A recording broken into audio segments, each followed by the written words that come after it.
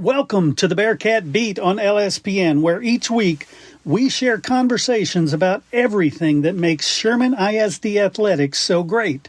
I'm your host, Chris Daly. Sherman Bearcat Athletics represent the heart and soul of our community, where champions are made both on the field and in the classroom. Our student athletes embody the Bearcat spirit through dedication, perseverance, and excellence, creating memories and building character that will last a lifetime. Remember, it's better to be a Bearcat. This is just one of the many amazing things that the Booster Club accomplishes throughout the year for all sports. If you're interested in joining the Sherman Athletic Booster Club, or if you want to purchase some merchandise to show your Sherman Bearcat love, you can visit the website at shermanisd.net under the Athletics tab. All right, everybody, welcome back to the Bearcat Beat. I'm Chris Daly. Joining me today, Coach Alan McDougal. How you doing? Man, I'm doing well, Chris. How are you? Sweet. I'm doing great. The president, he has his State of the Union address. So now, as the athletic director, I want the State of the Bearcats address. Let's talk. And we are moving in the right direction. So I guess that's kind of where we're going. Obviously, I've kind of been drinking through a fire hose since the middle of June, since they made the decision to put me in this position, and man, I've just had a ball. So we are trying to get things moving in the right direction. I think we have made some progress on all fronts, and look forward to that kind of taking more fruition as we move through the winter and then into the spring. Yeah, let's talk about those fall sports. Some of the things that maybe stood out as you're really proud of, but maybe some things that surprised you even. Well, I think what we're up against a little bit with the way realignment has us is we're a little bit mismatched sometimes athletically. So we're trying to make sure that we're controlling the things that we can control to be successful. So I'll touch on football. I know the wins and losses weren't exactly like what we've all wanting and what we all want moving forward. But man, we've made so much progress with Coach Alleman and his staff, and our ability to field 4 teams for 10 weeks hasn't been done in Sherman for a long time, and that's due to 2 things: that you're able to keep kids out and then keep kids eligible. So that's saying something in itself that hasn't been done in the past, and then now it has. And we're just it was one in which the last week of the year when we were exiting Bearcat Stadium, I had a feeling that was going to go well just because that was such a big deal for everybody. Yeah. The week before was the one in which they go down and play a really good Frisco Wakeland team. And I think that was a better testament of where we are as a football program, because that thing was teed up really for our kids to feel outmatched, to maybe potentially mail one in because they weren't really playing for a playoff spot. They're literally just playing for pride. And I think sometimes in the past when that has been what the Bearcats are playing for, we haven't liked the results that we got. So we really hung tough with those guys, and that game was in question late into the fourth quarter. So I think that was the bigger tell for our football season, and hopefully we can kind of jump off of that and move into the off season with a more positive note, because we've got some really good things coming back, and we've got some good kids coming from underneath. Excellent. And talk about some of the other sports too. Yeah, getting to watch. This is my first rodeo in which I've gotten to watch extensively cross country, tennis, volleyball on an expanded view. So to watch our kids compete at a level, especially in volleyball, that is unbelievably high with the district that we're in, and those guys or ladies, are able to be in games that I'm not so sure they should be in, to be quite honest with you. And that comes from a competitive level that their parents bring to the table, but also what Coach Dunlap is doing as well. And then getting to watch Coach Shearer and Coach Pilcher in tennis and cross country respectively. Again, we're playing in kind of the club sports in our district. There aren't many clubs in Sherman, Texas, so we're able to compete at a different level that I was very surprised at what we were able to do and the level to which we were to do it. So again, we're trying to control what we can control, and I think our coaches, especially through the fall, just did an awesome job of doing just that. Excellent.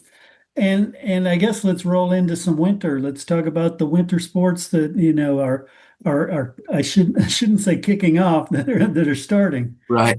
Yeah, actually open up district on the girls' side in basketball tomorrow night. We welcome McKinney North into town, and then we have Melissa on Friday.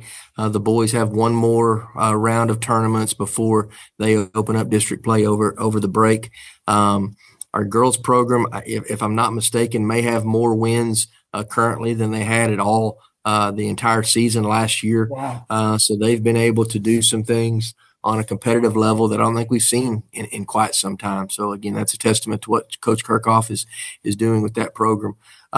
Boys basketball has been a little bit outmanned at times. We've battled some injury and some sickness, like everyone has. It's crazy. There was one tournament which I think all the teams involved had some illnesses going around, but Coach Manning, they do a phenomenal job with what's going on. So it's just again we're a little bit under, I won't say outmanned, we're probably a little bit undersized in a lot of the games that we're in. He's had a very competitive schedule going in. I think that'll bode well for us as we jump in the district. Yeah, I love that. And I love the fact that with this show I get to meet and get to know so many of these coaches, and you've got some excellent coaches on your staff. Absolutely. And I'm hoping that, and this is part of, and we may talk about this again before we get off, but I think this is and you have helped tremendously in the fact that we have to do a better job now more than ever with the way social media and just the presence of media in itself and the internet. We've got to sell what we've got going on, because if we just leave it purely for the outcomes of competition, we are going to get, I'm afraid, misportrayed, right? So we got some really good things going on. We got some really good people that are conducting business in a high level way, and our kids are being exposed to some really cool things. And if, like I said, if we're just waiting for the paper to come out or something to run on the crawl of the TV, we're not going to get to tell the story properly. And things like this help us give a more complete view of what's going on. So it's been really good. And like you said, we've got some really good people doing some really good things. Yeah, I love that. How about something unexpected? You're through the first half of the school year, basically.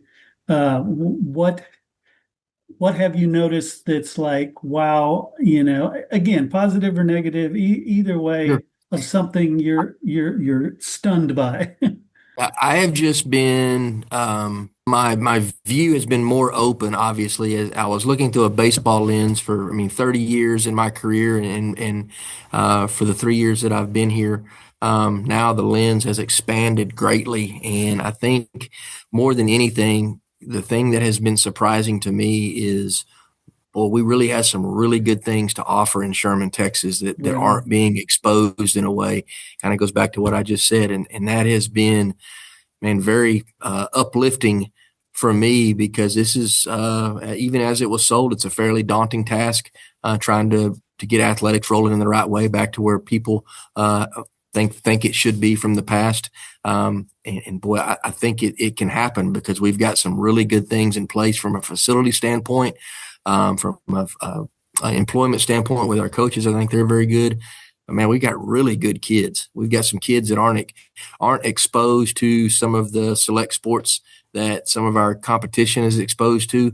But man, they are phenomenal kids and have enough exposure for us to be able to do some things as coaches. So that has been great. And then I've been pleasantly surprised, and it works. It's a double-edged sword at times, that our involvement with our parents and our community is there. And I think too often we would find facts when you're not having the luxury of playoff runs and whatnot, that you may have some apathy in your town and with your parents. And I haven't sensed that at all. Everybody wants to be a part of getting this right, and that's been fun. I love that. And you mentioned facilities. You've got some big changes, in progress and coming soon. Talk about Yeah, that. big time. Our it's our football stadium is plugging along. As I told people when we were exiting Bearcat Stadium, man, there's no bigger Bearcat fan or Bearcat Stadium fan than Alan McDougal. But man, if you want to get a Coke or go to the restroom or go park your car it's a challenge. We're fixing to be opened up into something that our community has never seen before. So I'm very excited for that. It looks like it's progressing in a way that we're going to be in that for football season to start next year. We've got a winter that's fixing to start that I'm hopeful gives us a little bit of a break with the weather. Mm-hmm. And if it does, I think we're going to be ready to roll for the fall of 96 or 2026. So I'm looking forward to that. But that kind of will be the cherry on top from a facility standpoint. That I'm telling you, it's second to none in Grayson County for sure. But we're going to have to do a really good job of selling what we've got, because we're a little bit off the beaten path geographically. So if you're depending on guys to roll through town and see it off the highway, they just won't. Mm-hmm. So we've got to do a good job of letting people know and getting it in the hands of our kids to show off what we've got. So it's pretty cool. We've got our facilities are as good as anyone around, and we're hopeful as this movement north and the growth occurs in Grayson County that people will think 2 or 3 times about choosing Sherman as their destination. Yeah, definitely. And, a lot of times communities don't think about, they view football stadiums as, okay, it's for football, but you do a lot more in those stadiums and a lot of opportunities with things like playoffs and stuff like that. Talk about Absolutely. The plan there. We're going to be, there are very few avenues and just competition sites for people to go to in this corridor working east and west at this far north. So I think we're going to have some attention in playoffs if we're not involved, that people are going to want to meet kind of in Sherman to do that. And there's not anything north of, really north of Melissa that offers you something like that. So we're fixing to be able to fill a void for some different things. I also think that just from our own facilities, I went and watched our soccer kick off their scrimmage season Friday night. And man, Bearcat Stadium, in my mind, offers a venue that most people don't have. And we might be able to have a nice, not the artificial, the natural surface in that soccer facility. While it doesn't fit for Friday night football, maybe it does fit for Tuesday and Friday night every once in a while for our soccer team to go, because I'll tell you what, that surface is just phenomenal. So we may have the best of both worlds, but you're fixing to have the ability to host playoff games really in any sport, whether it be from volleyball to baseball in the spring, in which Sherman, Texas may be a destination for some of these sites. I love that. And you mentioned soccer, but we're also going to be rolling into a lot of the spring sports, baseball, softball. What's the outlook there? Everything. Obviously, we're all in the same district. We realign here in February, but we're going to play this last spring in the alignment we're in, and we're a little bit challenged with who we're competing with, because once we kick off those country club sports, like I said, it's a little bit different. But I look for us to be just as competitive, hopefully a little bit more competitive, honestly, as we roll into the spring. I do think when you get in softball and baseball, maybe you have the ability to adjust games where one person can adjust it, where that's really hard in football and volleyball. But in baseball, if you get the right guy pitching, softball the same way, you've got some ability to keep some games closer. That the fall sports really don't have that ability to do. So I'm really looking forward to that. Our soccer programs, both men's and women's, I think probably might be set up the best of any of our sports that are yet to come to really make a push to get into the playoffs. That's the goal for both of those sports, which has been great to hear. And then after watching the guys Friday night, the girls will open up next week with their scrimmages. But watching the guys Friday night there, I was very impressed with what they have to throw out there. Excellent. And with realignment coming up, I'm sure you've already, kind of been running it through your brain, what's going to happen, how Sherman's going to, fit into a new district. What do you see there, or what do we hope will happen? Yeah, I learned very quickly. My father was a superintendent here, so he went through quite a few of them as he was doing his administration. And anytime you think you've got it figured out with the UIL, you're probably wrong. So don't waste your time doing it. But man, we can always hope. I do think with the way the numbers fell, we're going to stay 5A for another realignment. I do feel very certain of that. It's just a matter of, with the schools that are growing around us, how many of them have pushed into an area that we can kind of join in, because there may be an opportunity that we could go east and west rather than north and south. Mm-hmm. And to me, if we go east and west, if you got to pick, I would rather do that. And that's just due to the fact that you're dealing with schools that are very much like you. So the demographics are very much the same. The way the schools are structured are very similar. And then I think it would be, from a competitive standpoint, would be more similar. Not that we can't compete down the road or even currently with some of those guys down south. It's not quite as even a playing field. So I know in the next couple of days, they're going to release at least their enrollment numbers on where everyone might fall. So you're going to have a better clue of at least where you are.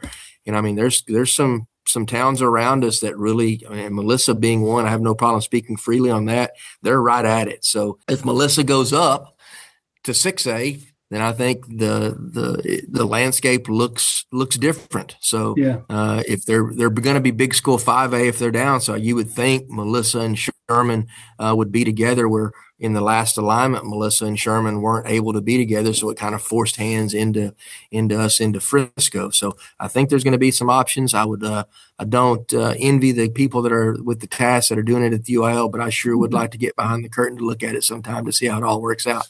Yeah, well, I've been there as they've done it many times, and man, it is like watching sausage being made. You really don't want to watch it.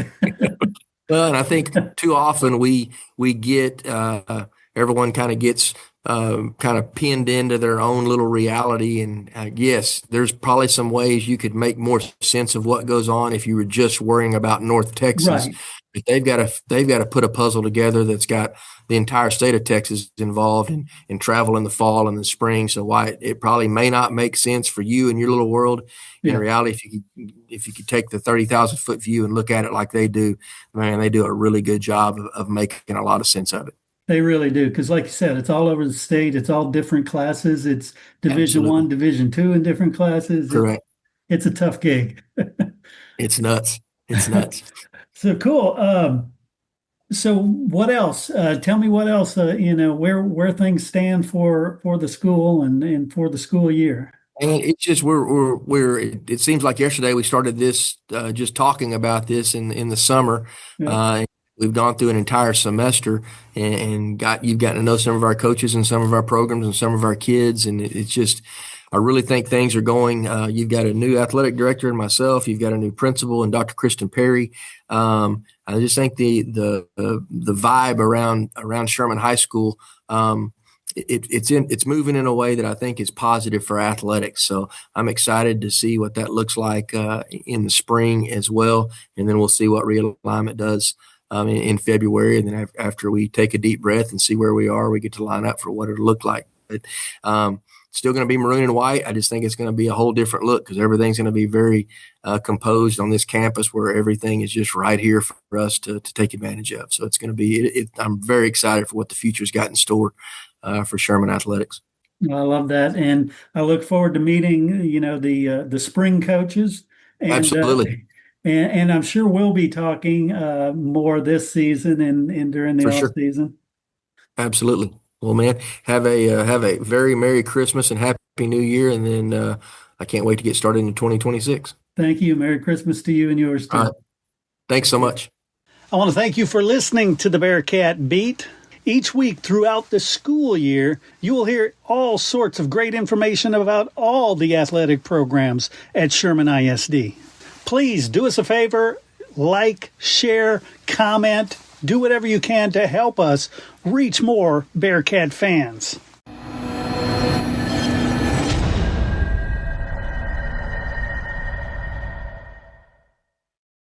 Hey Coach, Lone Star Gridiron has been the leader in Coach's Show podcasts for 20 years, and now you can get your own Coach's Show podcast each week during the season as a fundraiser for your booster club. Yes, booster clubs all over are using these podcasts to help their sports programs. You get to share the stories of your program and your kids to a huge audience and make money. We started with just football, but this year have expanded to make them available for all sports. Call 713-269-4620 to find out the details and get your Coach's Show started.